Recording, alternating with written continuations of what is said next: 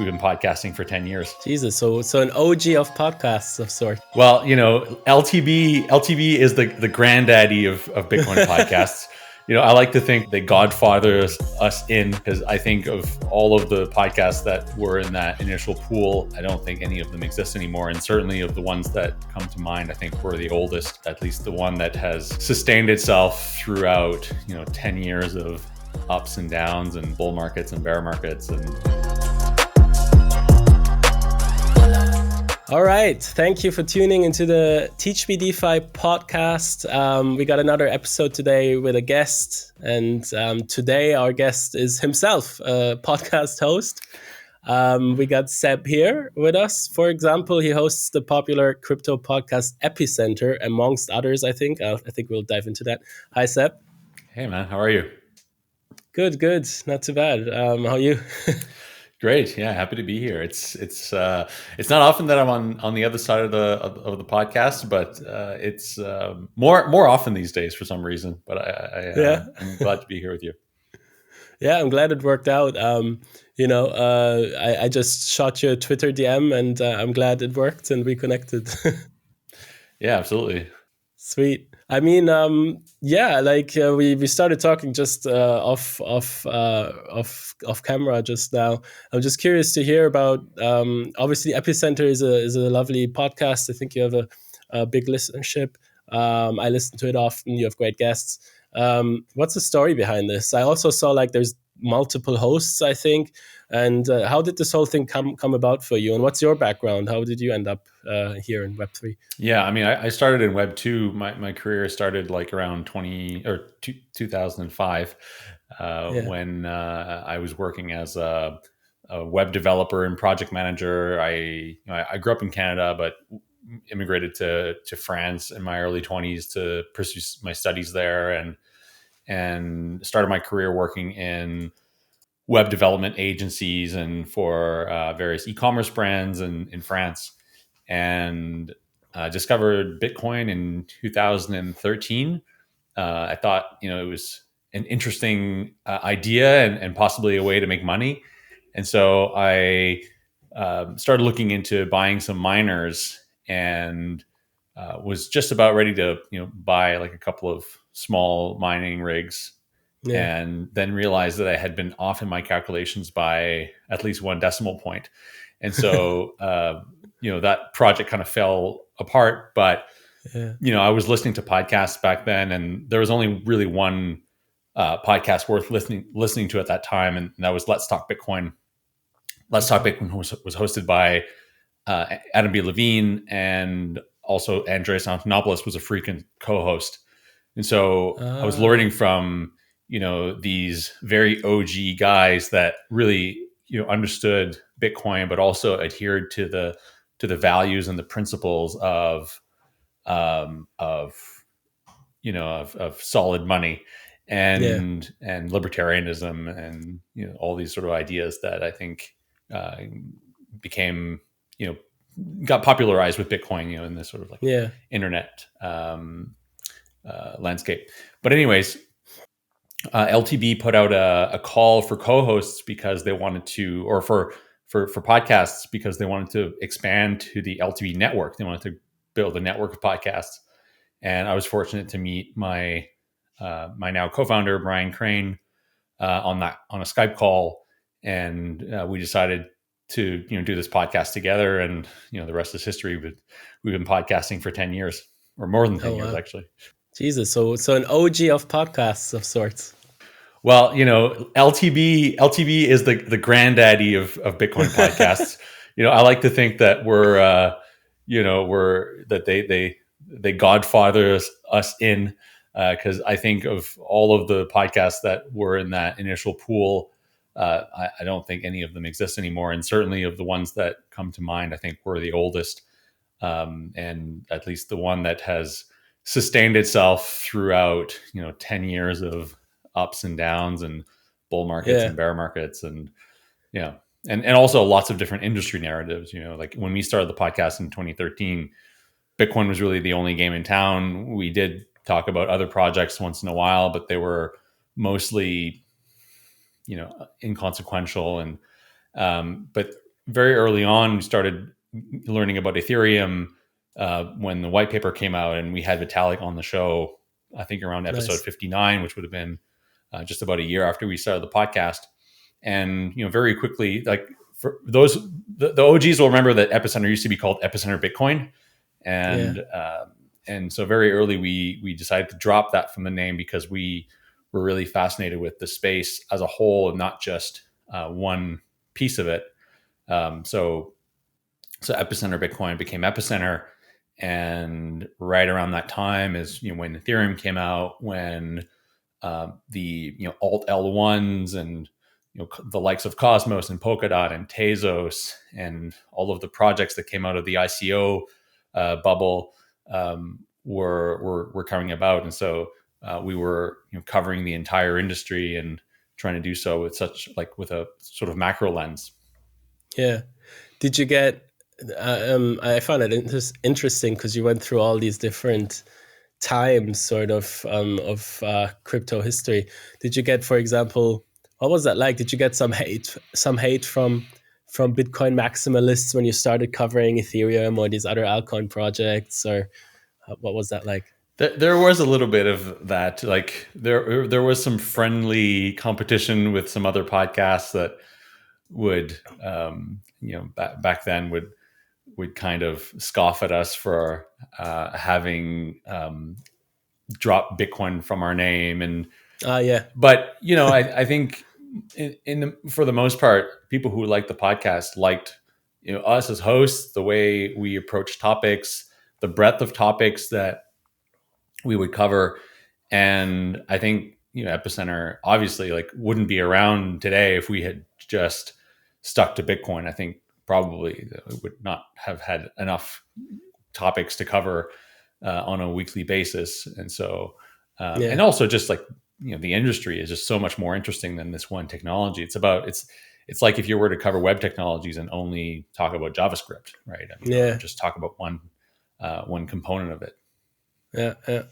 What is it like? Do you look back sometimes and think oh, we got that horribly wrong, or in terms of how the market turned out or how narratives played out, or do you look back and see, okay, this is interesting, we kind of caught this early, or things like that?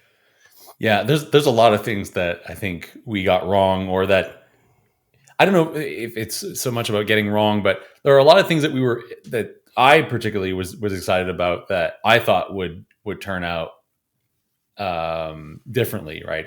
I think one thing is looking back to the early days of Epicenter. I think and I think Brian would also feel the same way, felt that Bitcoin adoption would happen much quicker. Back in those days, like in 2014, 2015, I was going around to local businesses and trying to get them to adopt Bitcoin. I think a lot of people were doing that back then. And we all felt like, Bitcoin adoption was right around the corner. You would be able to pay with Bitcoin in a lot of places, and, cryptocurrencies would become, readily adopted by the majority of people. I think that has turned out to be, not so much the case, at least in most Western countries. And then there was there were a lot of, I think, industry narratives over time that didn't really play out the way, we anticipated they would. And I think for me, one of the things I was really kind of captivated by was that there was this guy who's a Bitcoin core developer at the time who, was one of the first people to interact with Satoshi, an engineer by the name of Mike Hearn. And Mike Hearn kind of famously rage quit Bitcoin around 2015, 2016, I want to say, to go work for an enterprise consortium of sort of enterprise blockchain technologies.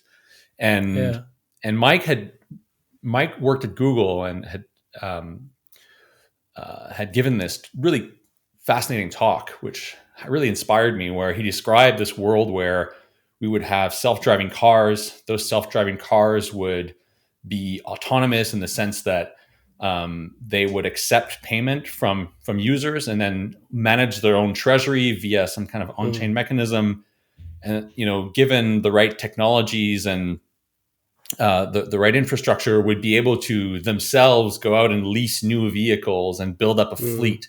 So you'd essentially have this kind of autonomous fleet of vehicles that are autonomous agents, and pay for access to fast lanes and tolls. And it's really, really great talk. I encourage anyone to who's interested in kind of geeky tech stuff to go watch it.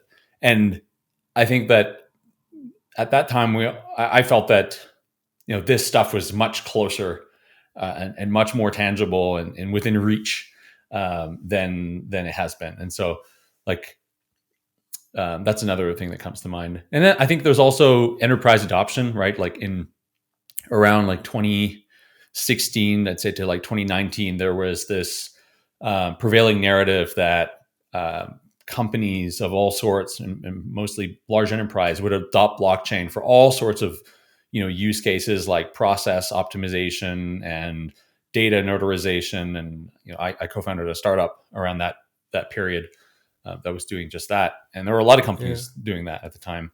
And I think that also really hasn't played out. Yeah, no, that's true. Some of these narratives, what you just mentioned, you still hear this today being kind of mentioned. There'll be autonomous now, kind of coupled in with AI. There's going to be autonomous AI agents that will manage their own.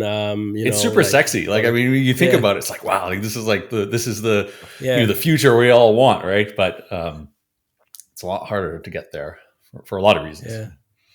Yeah, you got to make sure to send me a link to this to this talk so we can put it in the show notes. I can try to find it. Yeah. But among you've done a lot of interviews, obviously. So, is there something that really stuck out to you? Maybe a conversation that had quite a profound impact on you, changed your perspective on things in crypto? Yeah. I was thinking about that before. Yeah. And there isn't one in particular that stands out. Yeah. If I look back at the guests that we've had on, I've always been really impressed by, and I don't mean this in a degrading way at all, but I've really been impressed by the old timers.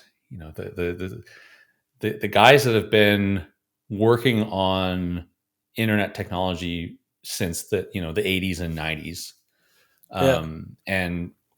And so I'm talking about people like Ralph Merkel, like Mark Miller, David Chaum. These are people who are now in their 60s and 70s, but that were around in the 80s and 90s innovating in cryptography, in new forms of money. Mark Miller famously put the RSA algorithm on a T-shirt, and shared the RSA algorithm with as many people as he could. Printed out the RSA algorithm and faxed it and mailed it to hundreds of people across the U.S. because the RSA algorithm was considered to be munition. I mean, it was basically sort of military technology that the U.S. forbade export on. And so if you were caught sort of exporting the RSA algorithm, that you could be, you could go to jail. And so I think these pioneers really set the stage for Bitcoin to become possible, and for crypto to become possible. And a lot of those, we fight a lot of these battles now, right? The Tornado Cash, everything around Tornado Cash, in the last couple of years, and folks getting detained, and standing trial for essentially creating software. We're still fighting these battles today, and I think it's important to continue to fight for freedom of expression, for the ability to write software, open source software. I think these are all values that I think are really important to me, and I saw a lot of that in talking to these guys that were doing and sort of fighting similar battles in the late 20th century. Yeah, yeah. So history clearly rhymes in that regard as well. I mean, Yeah. I think Vitalik wrote a blog post as well, getting back to sort of like a cypherpunk roots of the whole crypto movement. Yeah. Yeah. I had a look. I mean, also you just noticed listening to Epicenter, you don't just have like one host, like you have multiple hosts. Can you tell me a bit about that? Like, how did you guys meet, or what's the structure like?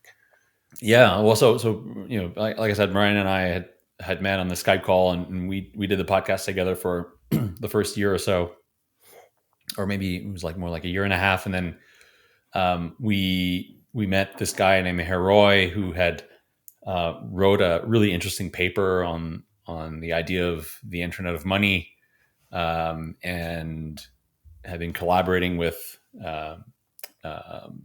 people that sort of were in our circles and knew, and so we really felt that he would be a great addition as a co-host, and so he came on, and Meher, like, I think, really brought a lot of value to the podcast as someone who really understands like really complex topics really well, and then also Yeah. can articulate them in ways that are very easy and very easy to understand. And there was kind of like an ongoing meme within Epicenter in the early days that, like, oh, here comes like another great Meher explainer, where he just takes a really complex topic and like thinks of an analogy on the spot, and Yeah. then sort of spits it back out at people in a way that just blows their mind. So yeah, Meher's been great. And so Brian and Meher went on to found Course Run together, one of the largest institutional staking providers in the space. Then we brought on Sunny Agarwal, who worked at Tenormint / Cosmos with Brian. And Sunny, obviously, also like super smart guy that understands the space really well and has really great opinions also, I think, like on a lot of things. So bringing him on, I think, has been also like a great value. And then Frederica Ernst from Gnosis has also been a long time host. She's the COO and co-founder at Gnosis, and understands DeFi and the Ethereum ecosystem really well.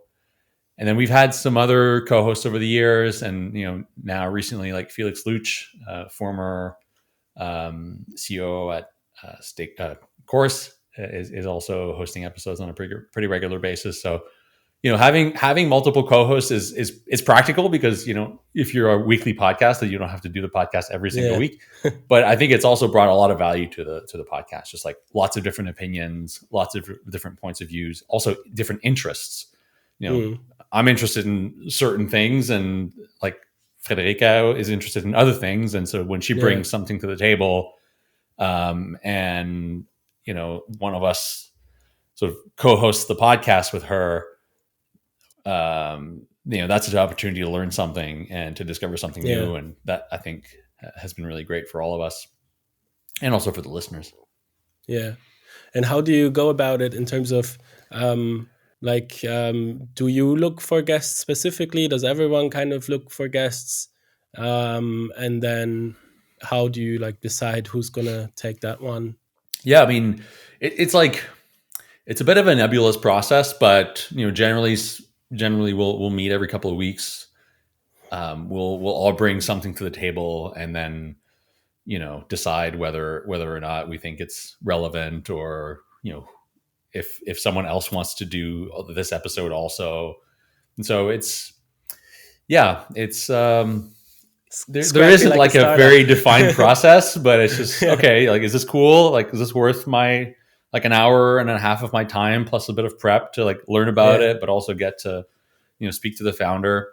So nowadays I run a VC fund called Interop Ventures, and we focus primarily on investing in modularity and interoperability infrastructure, and sort of at the convergence between Cosmos and Ethereum. And we also invest in DeFi protocols and more things at the application layer.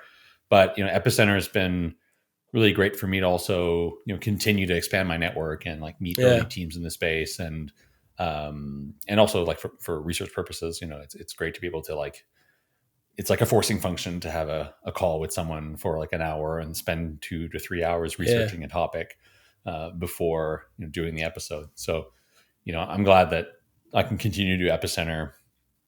I'm not there every week, but maybe like once or twice a month, I'll do an episode, and it provides me like a ton of value in terms of running the fund and looking for new industry narratives and trends. Yeah, get to the fund in a second. Just to say, I can relate to that.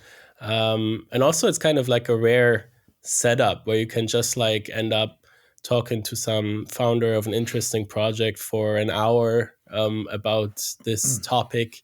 It's just an interesting way to kind of connect with someone. Yeah, I don't think I would have been able to get, now counting something like 5 hours of Vitalik's time had I not been hosting this podcast. So, it is a forcing function to do the work and research topics, but it's also a great way, and I'm sure like this resonates with you. It's a great way to have an opportunity to have a conversation with someone, because having call, people are busy, they have calls, they have like things to do. But if you give them an opportunity to like come on a podcast and like show their product or their project, that's a little bit more enticing. Although there's lots of podcasts now, so I think people are also sometimes a bit choosy. But yeah. Well, you've been doing well on that front for sure. Tell me a bit about the VC fund. Like, how did that come about, and what are you guys doing currently? Yeah, so Interop Ventures is an early stage fund. We mostly invest in pre-seed and seed deals, and as I mentioned, we invest in the modular space. So I think modularity is like it's a logical next step for crypto, and I always refer back to Web 2 and the way Web 2 evolved and Web 2 infrastructure. Back in the early 2000s, and certainly like even as I started my career, launching a website was pretty complicated. There were very few development frameworks to do that. You had to spin your own or like use some very rudimentary ones that didn't provide a whole lot of feature sets and standardization. The infrastructure layer was also not very robust. You basically had access to the LAMP stack or maybe ASP.NET.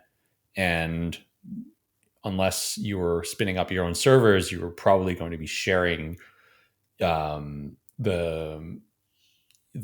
compute and bandwidth with other websites and other applications.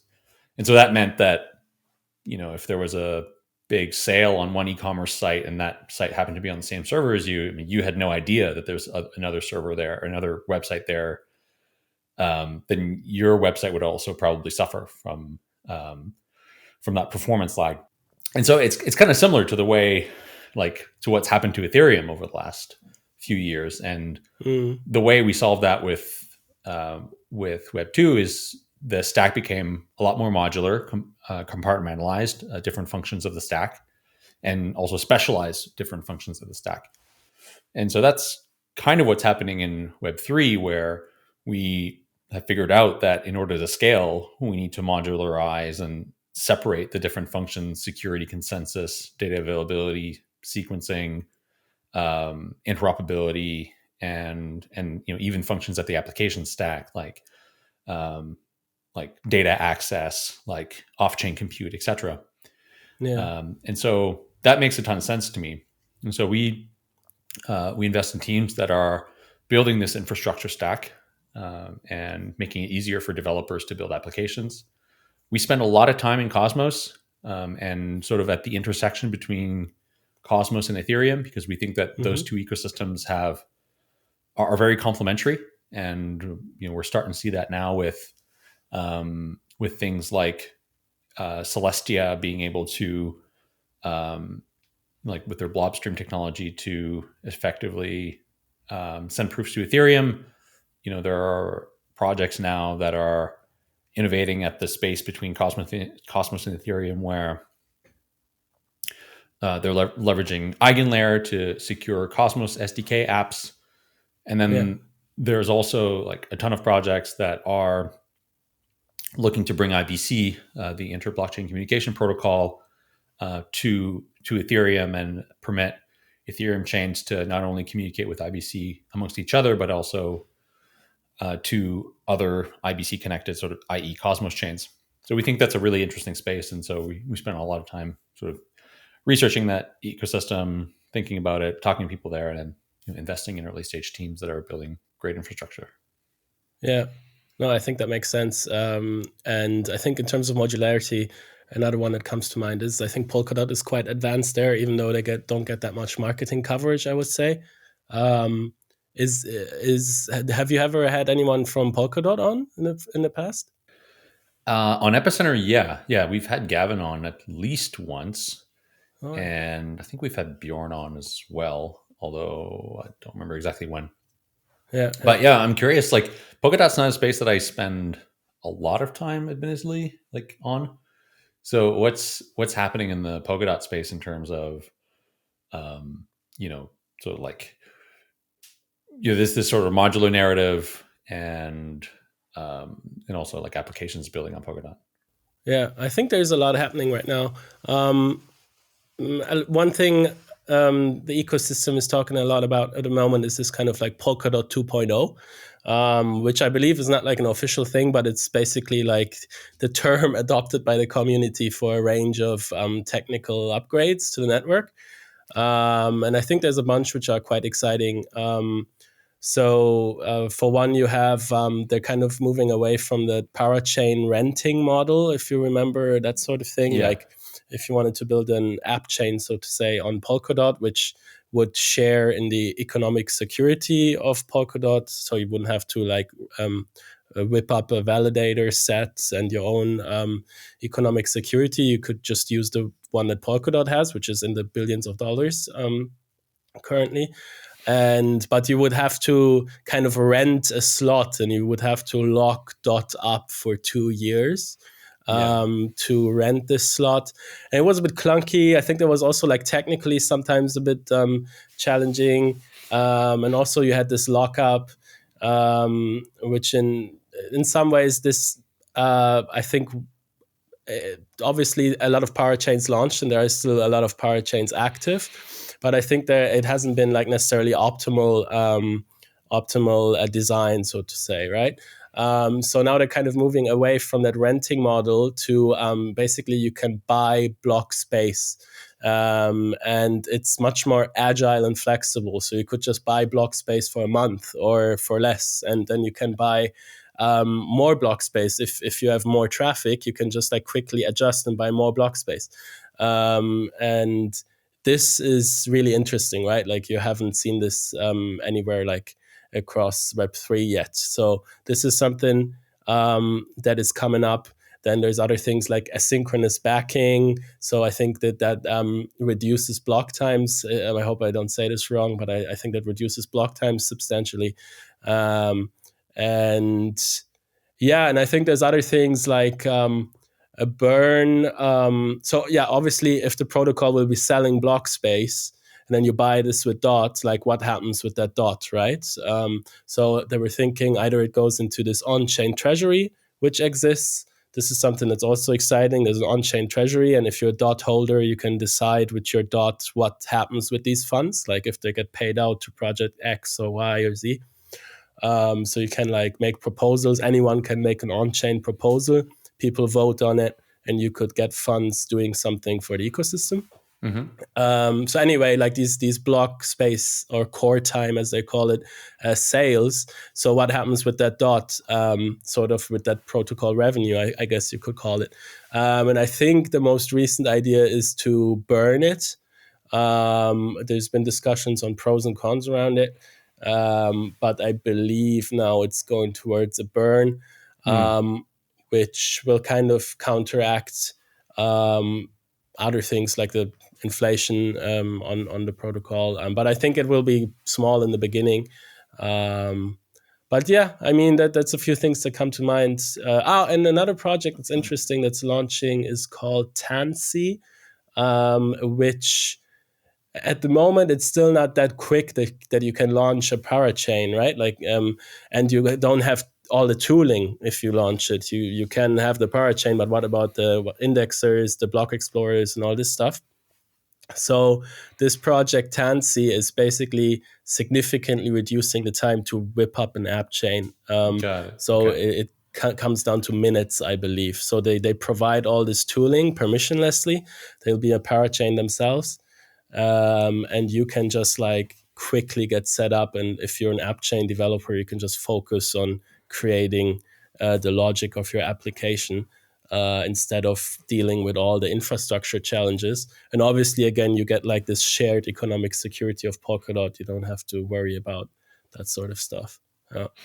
Okay, that's interesting. What are Yeah.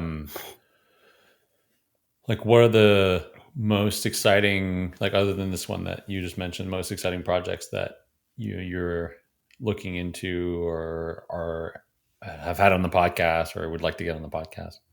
Yeah. I think one that's really interesting, would love to get on a podcast, is Mythical Games. It's a big gaming studio. I believe they had their own chain, and it's the one in terms of numbers of transactions which had the most among all chains. I wasn't aware of it, but apparently that's the case. They have some popular games uh, like Block. What's that one called again? NFL Nations or something. It's like this NFL phone game. Um, um, Blanco's Block Party or something. I don't know if you saw that one around. So anyway, they have like a solid base of already adopted games and Okay. on-chain components in that games, NFTs and things like that. And basically, they moved away from Ethereum, as I understood it. I'm not sure if they were layer 2 or something.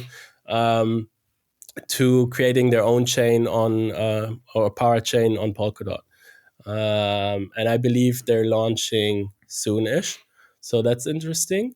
I Obviously, think as you know, Avail is yeah, also using Polkadot's substrate and also consensus algorithm, right? I mean, that's kind of like a great kind of boost for Polkadot to have such a highly anticipated project yeah, use their tech. Yeah. yeah. No, that's true. And funnily, I think by the time this episode is out, we'll have released an episode with the founder of Avail.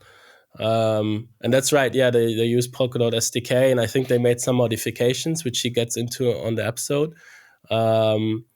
And I believe there's other cases like Avail more recently that are using Polkadot SDK, which is Substrate. They just renamed it, I think. I think Cardano is doing something with Polkadot SDK, and there were others, but they don't come to mind right now. Yeah. And Exciting. there's other projects like Origin Trail. They're doing some AI stuff, which already they have.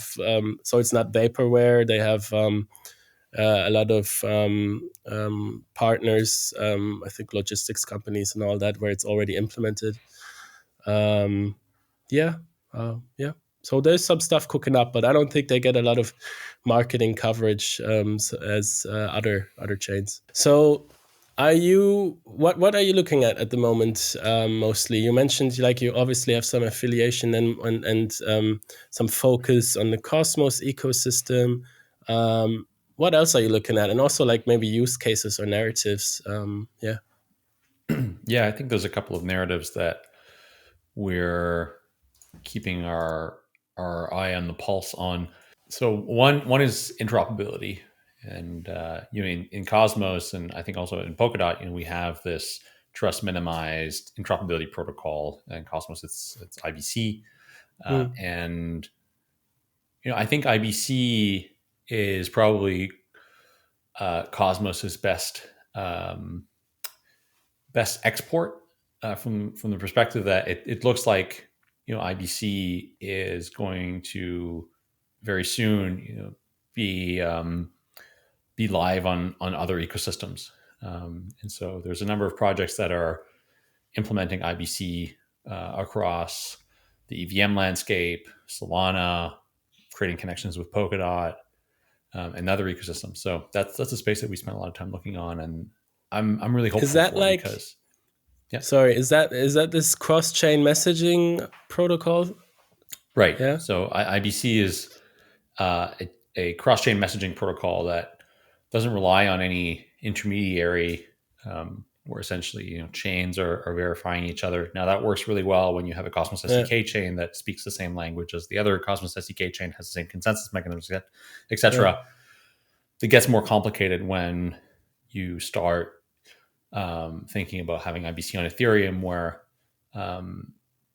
where it's very difficult to have an on-chain light client that verifies IBC. And so there's been lots of attempts to do that, and I think the most serious attempts are using ZK to verify to verify IBC messages. So I think that that's a really important narrative over the next couple of months and years, primarily because if we are to have thousands of applications in the form of rollups and L2s, interoperability becomes Yeah. super important. Now, what's going to be interesting, I think, is what the routes will be. So I don't think that I think that it's likely that we end up in a sort of configuration where there are interoperability hubs, and that messages pass through these hubs in the same way that for things like air travel or bank transfers, um, we have kind of transport hubs for airlines, right? So if you're traveling from, I don't know, like Winnipeg to Bali, well, you're probably going to do a first flight to Toronto, and then probably like a flight from Toronto to Dubai, and then like Dubai Yeah. to Singapore, and then like Singapore to Jakarta. And and so we have these hubs that facilitate transit. And I think that for crypto messages and transfers, I think that will be the same. This idea Yeah. that everything will be meshed and like every roll up will be connected to every single other roll up just isn't really efficient. Yeah. So the next couple of years, I think what will be really important in terms of where value is aggregated is what are those hubs, and like which hubs win. So that's a space that we're paying a lot of attention to. Yeah. It's funny you should say that, because we had someone on from a project called Hyperbridge, and the same analogy. Basically, he was speaking about the hub and spoke model for bridging as well, and using airports for it. And that's also interesting. Just if you wanna look into it, which they're basically trying to use light trustless bridging, and then working with light clients. And Hyperbridge would be a power chain on Polkadot, and have light clients, and basically enable trustless bridging, secured again by the economic security of Polkadot, which is in the billions. Instead of having all these like weird bridging things, as you know, which tend to be honeypots, and we have all these stupid hacks that give the industry a bad name. Yeah, I mean, bridging and interoperability generally, I think, is just so important for like all those reasons, and the security aspect. Other things we're paying attention to are obviously the DA ecosystem. Celestia obviously has played a huge part in crafting that narrative and being first to market there, but there are lots of other actors that are coming in. You mentioned Avail. Near is doing DA. I think it's likely that most ecosystems will have a DA layer or a DA component. And so data availability, I think, is going to be also huge in the next while. And on the application side, there's like so many things that we spend time on, but I think in terms of retail narratives that are going to be really perpetuated in the retail space, I think perpetuals dexes are going to be a big part of the next cycle and the Yeah. kind of application narratives there. And then with perpetuals, you're just making it much more efficient to trade and leverage by not having like all this liquidity locked up. And there's like a number of designs there that I think are really interesting, and that or there's going to be like lots of innovation in the next Yeah. few years. Yeah. Yeah. Do you ever look at gaming? I mean, gaming feels from an investing standpoint, it feels risky to me because who knows which game will take off, right? So investing in that sector, like from that standpoint, I find kind of tricky. But in terms of the whole narrative playing a role in adoption, I could see how that could happen. I think so. I mean, like gaming is another one of those, earlier I was talking about these narratives that didn't really play out and the way we thought they would. Yeah. And gaming feels like one of those. Yeah. And I think for gaming, it's, there's a lot of challenges with gaming. One is games are really expensive, and there is a huge industry of, so game studios that are able to put up the capital expense to invest in a game, Yeah. have distribution, etc. And the distribution is also like a huge component of it, which is which is monopolized by like a small set of actors. Yeah. That don't natively support Web3, as far as I know. And then there's all the infrastructure. So there are quite a few projects that we've seen that are building infrastructure for gaming. And here, if you look at gaming infrastructure currently, and I'm no expert on gaming, but like if you look at something like Steam, for example, or the Unreal Engine, these were not infrastructure plays. That they supported existing applications. Like Unreal Engine was built as the engine for like I forget the name of the game, but like was built as the engine for the game and then was spun out as its own product. And Yeah. Steam also was, a distribution platform for like a small number of games, I think like Counter-Strike and some others. And I remember then that time. kind of expanded out. And so like this idea that someone's going to come around and like build infrastructure that a tons of games are going to adopt, I think is kind of thinking backwards about how things usually work. And so for gaming infrastructure products, it's difficult for me to see how those will gain mass adoption. But yeah. I mean, I could be wrong here. And yeah. I mean, a lot of things have to come together. The infrastructure, crypto side, and then you have to have game developers, which obviously make an interesting game, right? I think a lot of what we've seen was more focus on the crypto side of it and the speculation side of it, but the games haven't been very just enjoyable to play or whatever. Yeah. I mean, I'm by no means the expert on this. Like gaming is a sector that I spent a lot of time, very little time on, and I don't play very many games myself. So, yeah, I may just be talking out of my ass here, and someone's going to prove me wrong in a big way. So, what's coming up next for Epicenter? Do you have any other episodes planned? Every week, man. Every week. I don't know. We actually have a scheduling call right after this, so I'm not sure what's coming up, but I'm sure like we'll have lots of other episodes planned.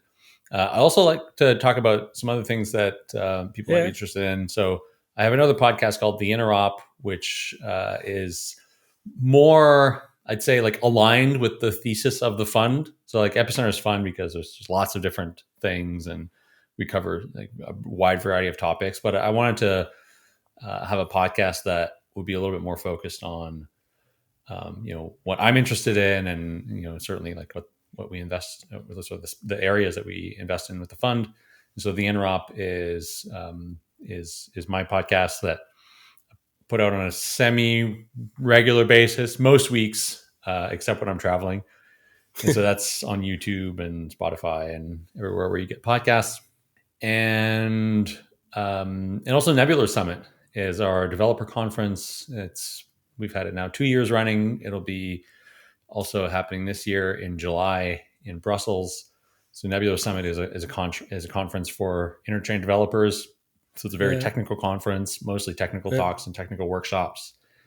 And it's just really fun, like great vibes, great people, great place to connect and meet and learn something new about the Interchain, the modular stack, interoperability, and all the cool tech that's happening that's coming out of that space. That's awesome. Yeah, thank you for mentioning it. Make sure to send me those links, and then the viewers can find them in the show notes, so they can check that out, and we can point them towards the Interop and the Nebular Summit. Was it? Yeah. Cool. Sweet. Well, I'll be on the lookout for new episodes that come out. I'll subscribe to the Interop.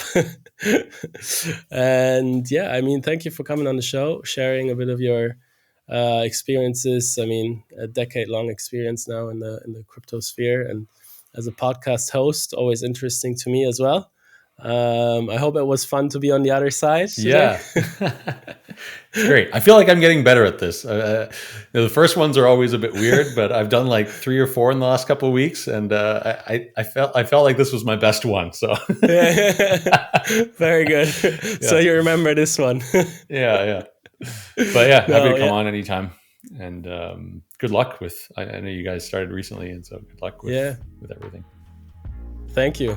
Your story inspires. So thanks for that. Let's stay in touch. Cheers.